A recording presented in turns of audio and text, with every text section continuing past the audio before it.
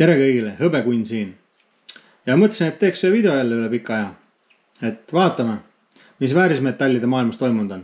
Nimelt siis hiljuti valiti uus Ameerika Ühendriikide president ja võitis Donald Trump. Juba teist korda. Ühesõnaga, tema siis pidas sellise kõne kohe, mida tema hakkab muutma. Ja neid muutusi on väga-väga palju. Ja tavainimesed kohe tõid välja, et tavainimkond seal siis kohe vaesub ja oligarhid saavad veel rikkamaks. Ühesõnaga, räägime väärismetallidest. Tegelikult vaatame ära kõigepealt, mis on hetkeseisuga hõbeda ja kulla hind maailmas ühe untsi kohta. Et täna siis 22. jaanuar 2025 aasta.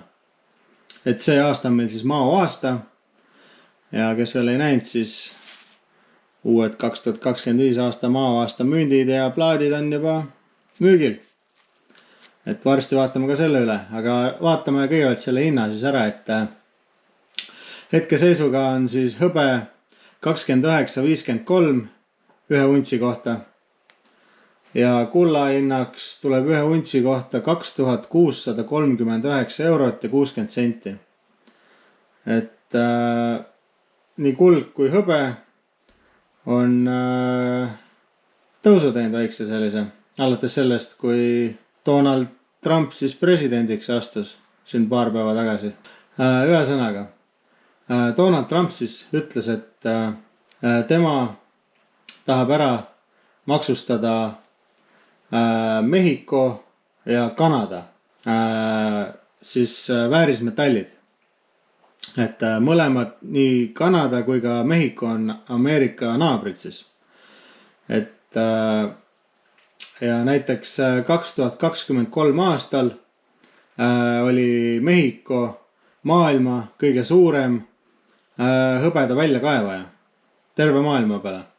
Et Mehhiko tõmbas aastal 2023 välja 202 miljonit untsi hõbedat. Ja teisel kohal oli Hiina, kes tõmbas 109 miljonit untsi välja, ehk siis poole vähem. Ja siis ehk siis Donald Trump ütles, et maksustab Kanada ja Mehhiko 25% tariifiga. Et see on päris suur protsent, et näiteks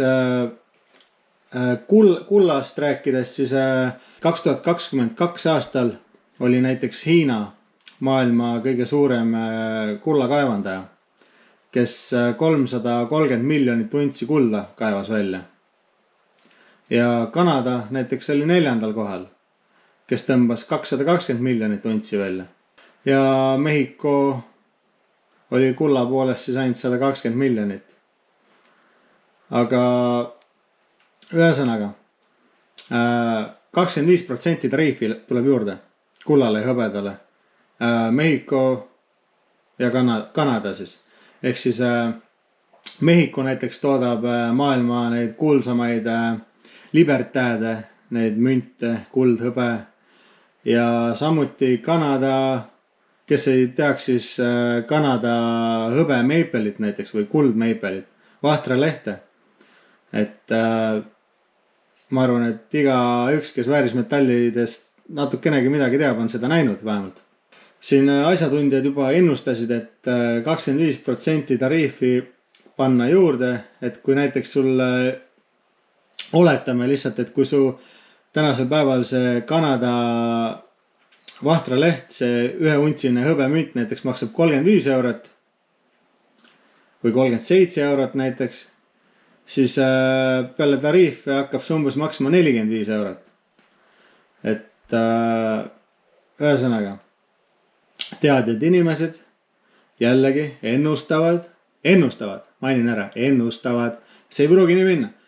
Et ühesõnaga, 10 päeva pärast, kui tariifid tööle lähevad, väärismetallide hinnad võivad teha väga-väga suure hüppe. Ja seda siis paljud seal Wall Streetis ongi ennustanud, et oligarhid, kes omavad, teate küll, miljoneid, biljoneid seal, on kogunud neid väärismetalle igal pool, noh, teate küll, et ja siis kui tariifid peale pannakse ja müüvad maha ja mis summad nad lõpuks sealt jälle kätte saavad ja nii edasi, aga jah, et esialgu ikkagi ennustatakse füüsilisele hõbedale siis suurt hinnatõusu. Mitte siis aktsiaturul võib ka ikkagi minna, aga nagu noh, kui sa ei hoia seda, siis noh, see ei ole sinu oma, nagu öeldakse, et räägime ikkagi füüsilisest hõbedast. Et 10 päeva pärast on oodata suurt hõbeda ja kulla hinnatõusu. Vaatame, kas see läheb täppi või ei lähe. Aga mina olen väga põnevil. Muidugi tahaksin, et väga tõuseks hind, et küll hõbeda hinda loodaksin mina, et see võiks nagu lõppude lõpuks oma sellise mõistliku hinnapiiri saada, et nagu minu arust on hõbe väga alahinnatud juba aastaid, et võrreldes kullaga. Selles mõttes, et jah, liiga odav on minu arust hõbeda hind, et see peaks olema väga palju kallim. Lisaks sellele, jah, mis me ikka siin ennustame. Sai see räägitud, et võib oodata suurt hinnatõusu väärismetallide maailma. Aga nimelt olen ostnud siis oma esimese sellise 2025 aasta maavaasta sellise hõbeplaadi. Ma ei ole ise veel vaatanud seda ja mõtlesin, et avaks koos teiega. Et väline selline pakend on päris viisakas. The Lunar Legend series. Legend of the White Snake ehk siis valge mao legend. Mis siin taga on? Taga on pikk jutt. Ma seda teile ette ei hakka lugema, aga vaatame siis, milline näeb välja see hõbeplaat.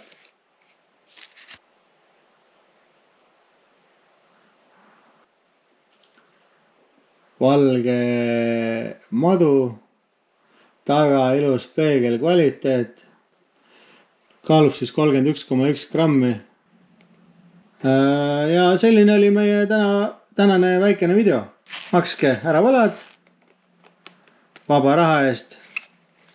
Võite investeerida oma pensionifondi, näiteks ostes hõbedat või kulda.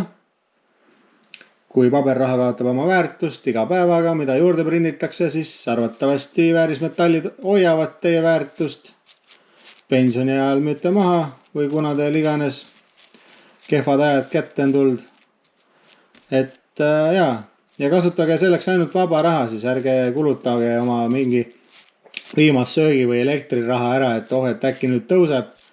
Vaid et seda ei tea me kunagi keegi. Et ainult vaba raha eest, mida saaksite investeerida, kaaluge, tehke oma uuringud. Ja selline oli tänane video. Siin oli hõbekunn ja näeme juba järgmises videos. Peace!